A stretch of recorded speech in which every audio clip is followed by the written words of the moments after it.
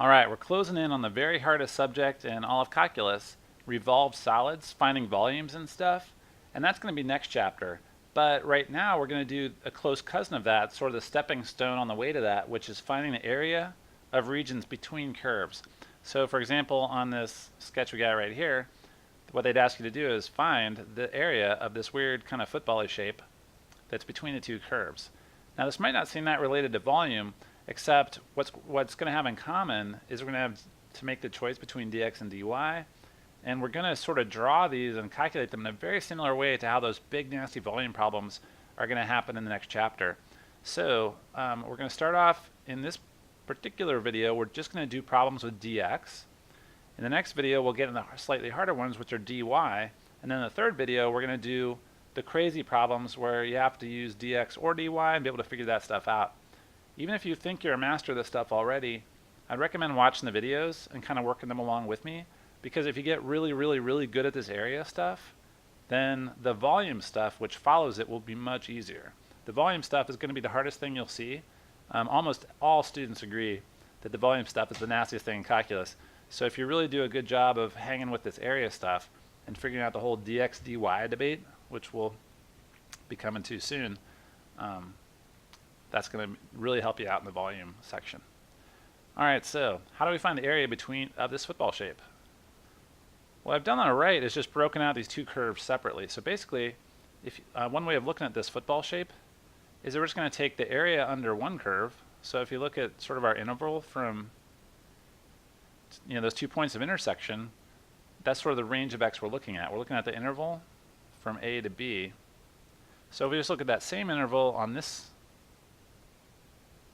graph without the second curve, you can see that the football shape is actually if you took the whole area under the top curve and then just subtracted the area under this parabola shaped thing. So if you take this area and then subtract this area, you end up just keeping the area in between. And that's what we want, right? So the whole trick of finding the area between two curves is just to integrate one, then integrate the other one, and subtract them. So if that's what I mean here is the area between the two curves is just the integral of the top curve from A to B, and that's this guy right here. And then you subtract the area of the bottom curve, integrated from A to B. So you'll notice we have A and B on both. The limits of integration are A and B for both. They both have dx in them, which seems obvious when you first see this, but then by the end of this chapter you'll be going, oh yeah, dx or dy, dy becomes the big scary thing in this chapter. But the point is that at this point this is just an integral properties problem. So once again, area of the top curve, we'll call the top one f of x, doesn't matter, call g of x the bottom one, but the integral of the top curve minus the integral of the bottom curve is going to give us the area of that region. And since we have an integral property that says if you have the integral of one function minus the integral of another function, that's really just the single integral, and then put that fx minus gx in parentheses. So this line here is just exactly the same thing as this. We've just collapsed it down to have one integral, so it makes it a little bit less messy looking, but that's all that's going on. So we're really just integrating the top curve from A to B and then subtracting the integral of the lower curve. So I don't know whether this seems like obvious to you or not. Now I'll just do a bunch of problems that show you that this isn't too bad. Alright, these are all going to be dx problems, by the way, so keep that in mind. Next video, we try dy. So basic example, find the area bounded, they use that word a lot, x equals 0, x equals 2, x squared plus 2, and y equals x. So the first step in all these problems always, and also for revolved solids and disk and shell method and all that, is draw your sketch first. So the first thing to do is just graph this region. We got x equals 0, so that's a vertical line, that's just the y-axis. Could do like that. X equals 2 is just a vertical line right there. Then y equals x squared plus 2 is a parabola that's been shifted up 2. So it's got a vertex right there.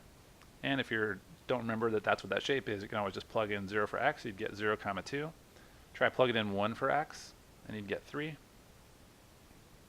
Plug in 2 for x, and you get 6. So somewhere up here. And of course this goes off to the left, but we don't care about the left part because all we care about is the region from 0 to 2. And then we've got y equals x, which is just a sort of slope line like this. Now if you want to, you can label these. So I'm just going to label them y equals x and y equals x squared plus 2. That can just help you visualize things. All right, so the region we want to find the area of is this really crazy shape. How the heck are we going to do it? Well, here's the big trick. So we're going to just integrate the top curve minus the bottom curve. So we need to integrate from 0 to 2. Actually, I'll put in the limits of integration in a second because I want to show you. So first of all, we want to, we've got x squared plus 2 is our top curve. So just looking at the two curves, the one that's higher up, like physically higher up, is this one right here, is the parabola. So we're going to put that one first. Let's just rewrite the formula here. F of x minus g of x dx. All right, so we're going to integrate from, I'll get to a and b in a second. F of x is the x squared plus 2. Then we're going to subtract g of x, which is just y equals x. Now you notice I have these in terms of y, but I could just scribble that out and put f of x and g of x, because you know function and y are just the same thing. So subtract g of x, which is going to be x. And of course all this is times dx. So now what do we do about the limits of integration? Well, the key thing to note here, and then how you want to get into, the things that you want to put here and here, the limits of integration, are just the range of values that this variable is going to undergo. So you can see that in this problem I'm using dx, and that means I need the range of x values that this region covers. So it looks like if you sort of color in this region, aren't we just going from x equals 0 to x equals 2? That's the sort of range of x values. So that means we're integrating this from 0 to 2. Now really quickly, what does dx mean? I want you to get in the habit of drawing a little representative rectangle. So really what's happening is we got this little rectangle going across, and your teacher's often going to draw this little rectangle, and we get in the volume, you'll definitely see this rectangle. But basically we're saying, you know what, we're using dx.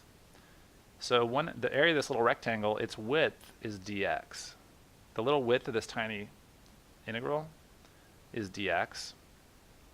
That's why we're using dx. So this little bar, this little rectangle, sort of one of infinity rectangles that are going to add up, kind of like a Riemann sum, only with infinity rectangles, are going to move across this region. We'll just get a million little super skinny rectangles all adding up. And because the rectangles have a width of dx, that's where this dx comes from. And of course that means that all our other functions have to be in terms of x. Because if we have a dx here, that means we can only integrate things that have x's in them. So once we've got this integral, we're pretty much all set. And we can just integrate. So it's integral from 0 to 2 of x squared minus x plus 2. Just put those in descending order since that's how they look better. Integral of x squared is 1/3 x cubed. Negative x is minus 1/2 x squared. And plus 2 is plus 2x from 0 to 2. So now we just got some plugging and chugging to do. My upper limit is, let's see, so 1/3 times 2 cubed is 8. Minus 1/2 times 2 squared, which is 4. Plus 2 times 2. I subtract, plug it in the lower integral, but that lower limit, but that's just going to be 0. 0 for x, 0 for x, 0 for x, just gives me a bunch of zeros. So I've got 8/3 minus 1/2 times 4 is 2, plus 4, so that's 8/3, and then 4 minus 2 is 2. So that's 8/3 plus, how many thirds is 2? 6/3. 14/3. All right, pretty crazy. So hopefully I didn't confuse anything with the whole dx being the width of this little rectangle thing. The point I want to make here is that anytime you just have functions in terms of x, that's going to be a dx problem, and that's what to take away from this. All right, so once again, non-intersecting curves, so basically just the more basic thing, this is where they give you an interval. So in this one, we've got the interval from 0 to pi. So they've just told us flat out, hey, just take this thing from 0 to pi or whatever. So we want to find the area bounded by sine x. And in the course of pi, sine just goes like that. And then we, of course, continue off to the right, but that's just going to be one sort of mountain of sine. And then the function gx equals 2. So fx was sine x, gx is 2. And this is actually 1, because that's how tall a sine function is. So 2 is up here. All right, so what they've told us is, hey, on the interval 0 to pi, find the area between 2 and sine x. So they're asking for this region. All right, so our representative rectangle, since we're doing it in terms of, all our functions are in terms of x, we got a sine x in there. We've got a y equals 2, which doesn't really have an x in it, but the point is that that's a horizontal line, and y equals 2. So if we're going to draw in a little representative rectangle, we would do a vertical one. Because we want to use dx, that's going to be a vertical little bar. So we're just going to integrate on the interval 0 to pi of the top function, which is just 2. And the reason I threw this problem in is to show you that if there's just a horizontal line, you might be wondering, hey, what do I plug in for that? It's just 2. Because remember, g of x is just a y value, so y equals 2. Your function is just 2. It's constant, but you can integrate a constant. So 2 minus sine x. Since sine x is my lower curve. And of course, we've got to throw in a dx there. That's going to be 2x. And then what does the negative sine x integrate to? Sine x integrates to negative cosine, so 2 minus cosine x. Those negatives cancel, and this is from 0 to pi. So start plugging in our limits of integration. When you plug in pi, you get 2 pi plus cosine of pi, which is negative 1. So that's what happened when I plugged in pi. Now I got to plug in, subtract, and plug in 0. So I got 2 times 0, which is 0, plus cosine of 0. All right, so that's 2 pi minus 1, and then this negative gets distributed, so I actually get minus 1 again. So for a total of 2 pi minus 2. All right, so what's going on is anytime you have functions of x and you want to find the area in between them, you're just going to put one function of x minus the other, even if it has no x's in it, even if it's just a constant, that's fine. And then our limits of integration are the interval that they told us to find the area on. Because obviously if you just took y equals 2, the area between y equals 2 and the sine function, this just goes on and on and on forever to the left and right. So there'd be infinity area. It would be this never-ending kind of squiggly rectangle that would go in both directions forever. So that's why they had to give us an interval 0 to pi, and that's what ends up being our limits of integration. But what happens when they don't give us the 0 to pi part? What if they just leave us on our own? Because in the previous problem they said, hey, between x equals 0 and x equals 2. On this one they said between 0 and pi. What they can do though is just say, hey, here's two functions that actually cross each other. They intersect. So go ahead and find the area. We're not going to tell you the interval. You have to figure out what that interval is. So first of all, first thing we need to do is graph these things and see what they look like. And that's always the first step, but in this particular problem it's going to be worse because we're not even going to know what limits of integration to use until we graph it. So 2 minus x squared, just go up to 2, and then minus x squared is just, it's an upside down parabola. Use parabolas a lot in this chapter, not sure why. And then 2x minus 1, oops, that's an ugly line. 2x minus 1 has a y-intercept of negative 1, and then goes up at 2. So looks like that's one of my points of intersection. Now the other point of intersection is not super obvious. This one is, it's 1 comma 1. We can just plug in to each function to see that, because we get, but this left one, you can see that this line, 2x minus 1, it's going to go up like that. I think it goes through 1, 1, but we'll be sure of that in a second. But then down here, where does it cross again? You know, where does this parabola cross this? There's no way I'm going to be able to draw that parabola accurately enough. So what we're going to do is just set the two functions equal to each other. Because the way you find intersections between two functions is just set them equal to each other. So that means that 2x minus 1 needs to equal 2 minus x squared. If you rearrange this, you get x squared plus 2x minus 3 equals 0, which means we can factor it to x plus 3, and x minus 1 equals 0, which means that x equals negative 3, or x equals 1. All right, so we just found out the two values of x which make these two functions equal, negative 3 and 1. So this point down here, we just found out is negative 3.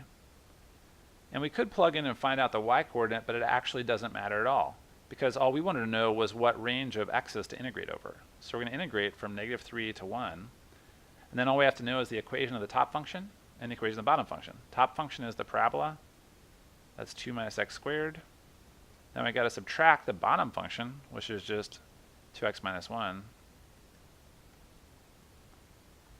All right, so now it's just a big integration nightmare. I say nightmare, but it's a polynomial, right? How bad can it be? After you've done u substitution, you know, nothing looks quite as bad. Then we got to distribute this negative, so we get minus 2x. This is probably the biggest thing to look out for on these problems, is that there's always a negative sign right here. And that means that you're always distributing a negative. So if you're the kind of person who messes up signs, negative signs ever, which is pretty much everyone, right? Then you just got to be real careful. That negative sign is always in the same place. You know it's waiting for you, so just get really good about distributing in and not making any mistakes. All right, let's combine some terms here. We got negative x squared minus 2x plus 3. All right, so if we integrate that, we get negative 1/3 x cubed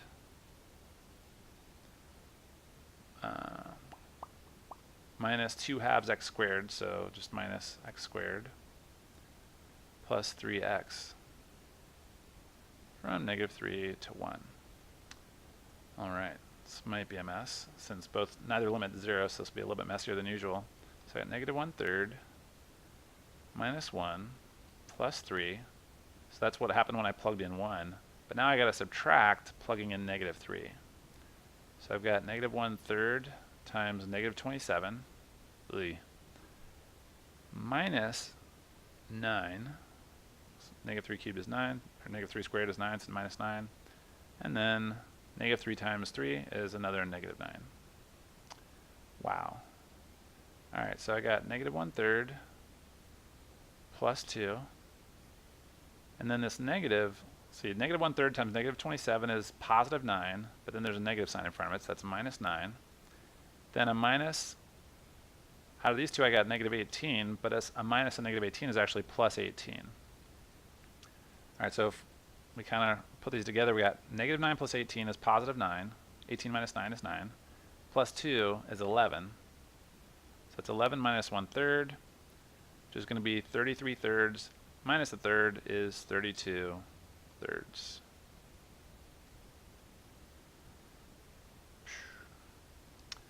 All right, I call this problem classic because it shows up in every textbook. It's really common because it's a little bit tricky and it's kind of cool.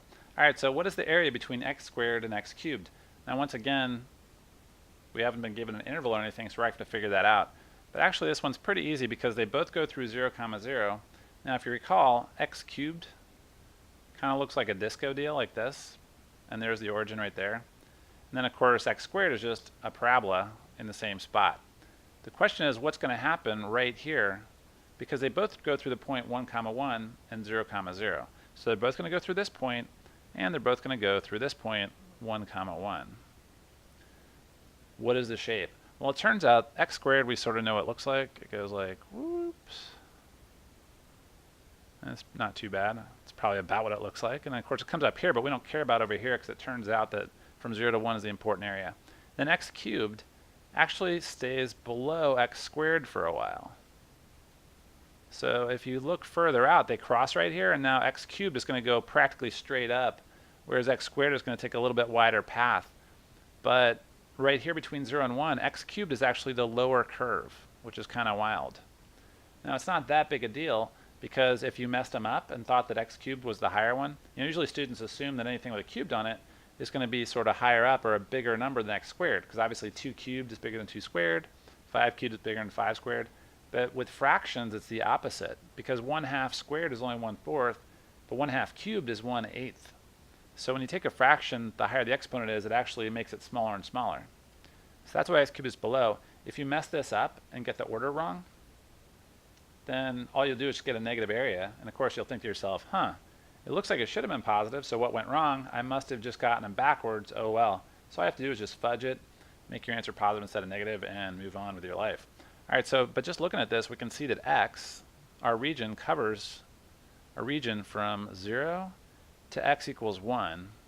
That's just how far we're going to go here. So we're going to integrate from 0 to 1, our top curve, x squared, and then subtract the bottom curve. And of course, since these are functions of x, we're going to use dx, and everything's good. So this is just going to be 1/3 x cubed minus 1/4 x to the 4th from 0 to 1. So plug in 1s, and we get 1/3 minus 1/4. And then we're going to subtract, plugging in 0. But of course, when you plug in 0 to a bunch of x's, you just get 0. So that all goes bye-bye. We get 1/3 minus 1/4. So that is 4/12 minus 3/12 gives you 1/12. All right, so that's a classic. Just keep in mind x squared and x cubed, they both go through 1, 1. So anytime you see these two curves, and trust me, you'll see them. If not in this chapter, you'll see them in the revolved chapter that's much harder. They just love to use x cubed and x squared for this kind of thing. So just remember that they intersect at 1, 1, and that'll save you some time trying to figure out where they intersect. If you didn't remember that, you'd have to find that point of intersection, you'd have to set x squared equal to x cubed. And now we can see that 0 would work for both. But the next thing to do would be to, well, there's two ways to do it. One is just subtract x squared from both sides. We get x cubed minus x squared equals 0. Then we get factor out an x squared. So that means that 0 would be a solution, and so would 1. That's one way to do it. Or you could divide both sides by x squared and just get x equals 1 that way. But there you go, classic stuff.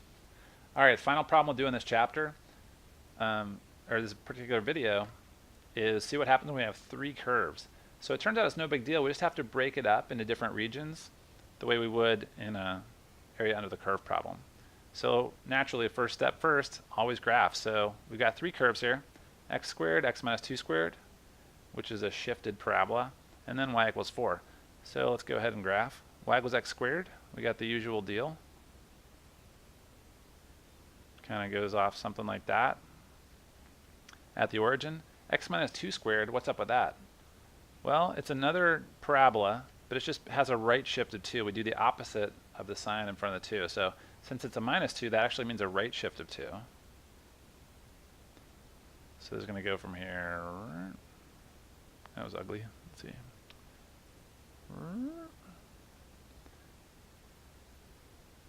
And then y equals 4, of course, is up here somewhere.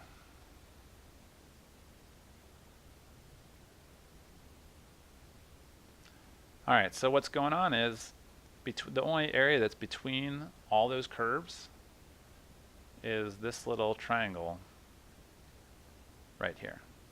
Naturally, since these are functions of x, we're just going to work this whole region in terms of x. All right, so the question is where to start. Well, it turns out we've actually got a little bit of a problem here.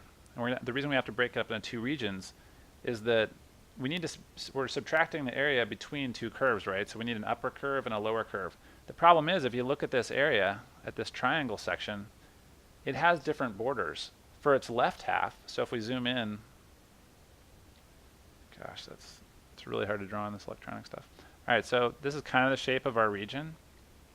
So if you look at the left part, if you divide it into 2 halves, just with kind of an imaginary line, this whole left half, the top curve in this left half is y equals 4. The bottom half is this x minus 2 squared parabola.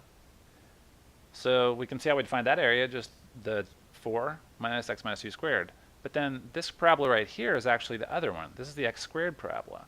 So to find the area of this portion, the right half, we've got to do 4 minus x squared. So basically the bottom curve changes.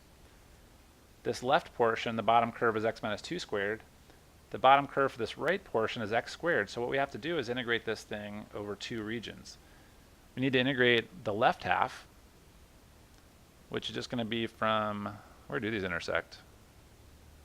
I guess we'll have to find out. We'll have to set x squared equals x minus 2 squared, which is x squared minus 4x plus 4.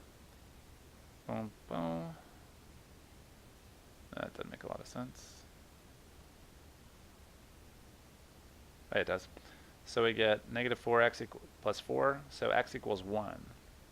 So that's the point where these two curves intersect, is at 1 comma something. So that's one of our limits of integration. That's sort of that dividing line right here, happens at x equals 1. The point right here where we switch from the left curve to the right curve, the left half and the right half of this little region are separated at x equals 1.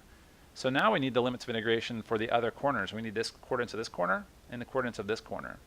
This corner is the intersection between x minus 2 squared and 4, which it looks like it happens at 0.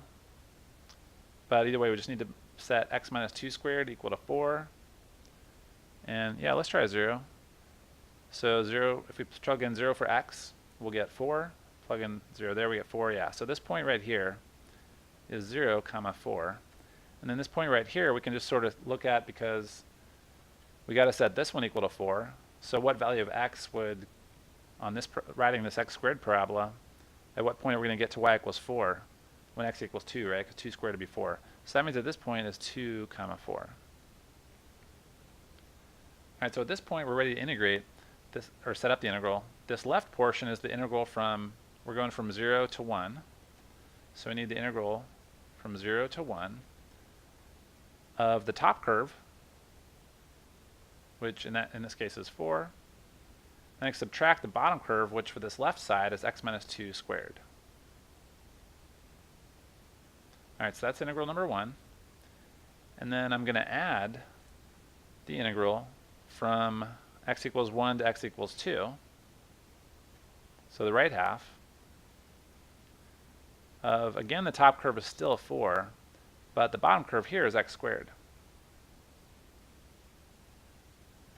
Alright, so hopefully that makes sense. Because we had different bottom curves, we have to switch curves at that junction. So now it's just a bunch of plug and chug. So we got 0 to 1. Alright, so what is the integral here? I'm thinking we should FOIL this out, this x minus 2 squared. So that's just x squared minus 4x plus 4. So that's what this is.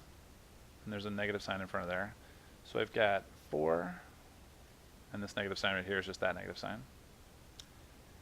So that means I got 4 minus x squared, and then negative times negative 4x is positive 4x, and then negative 4. Alright, all times dx plus the integral from 1 to 2 of 4 minus x squared. A little bit simpler one right there. Alright, so 4 and negative 4, those cancel. So we have the integral from 0 to 1 of negative x squared plus 4x, get tired of writing dx, plus the integral from 1 to 2 of 4 minus x squared dx. Alright, so now I've just done a little bit of algebra to simplify things down. Now I can integrate. So I've got negative 1/3 x cubed. Integral of 4x is going to be 4 times x squared over 2, so that's plus 2x squared. And these two are evaluated from 0 to 1. But now the integral of this is going to be evaluated from 1 to 2. 4x minus 1/3 x cubed from 1 to 2. Alright, so when I go to plug all this stuff in, let's do it up here. So when I plug in 1, I got negative 1/3 plus 2 is going to be 5/3. Then plug in 0 and all this goes away. So the total amount of area I get from this whole left section is 5/3. Negative 1/3 plus 2, yeah, 5/3. Alright, so now I got to evaluate this 4x minus 1/3 x cubed between 1 and 2. So plug in 2 and you get 4 times 2 is 8 minus 1/3 times 2 cubed, so that's minus 8/3. Then we're subtracting, now we got to plug in 1. You plug in 1, you get 4 minus 1/3.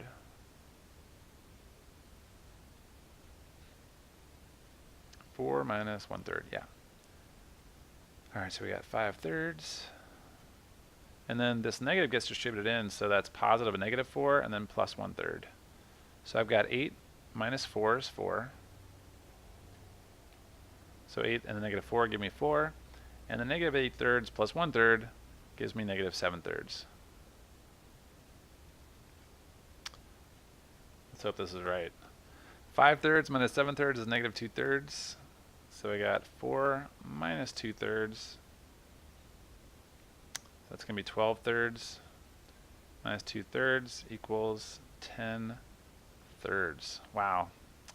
Amazingly, that's the same answer I got when I worked this out ahead of time, so I think that's right. All right, so hopefully the overview here makes sense. In the problems in the upcoming videos, we'll get into the harder situation, which is using dy, basically doing everything in terms of y's instead of x's, which is typically pretty confusing for students that I've tutored over the years. And hopefully you saw with this problem, your teacher might not get this hard, but if you're in an AP class, they will get this hard, where you just have to realize that a region that has several curves, and when the bottom curve or the top curve, when you switch from one curve to another, because two curves cross, you just have to make a separate integral at whatever value of x that is. You got to break the definite integral into two separate integrals, one for this portion, one for this portion. All right, so stick around for dy, the more confusing but basically the same second level of these problems.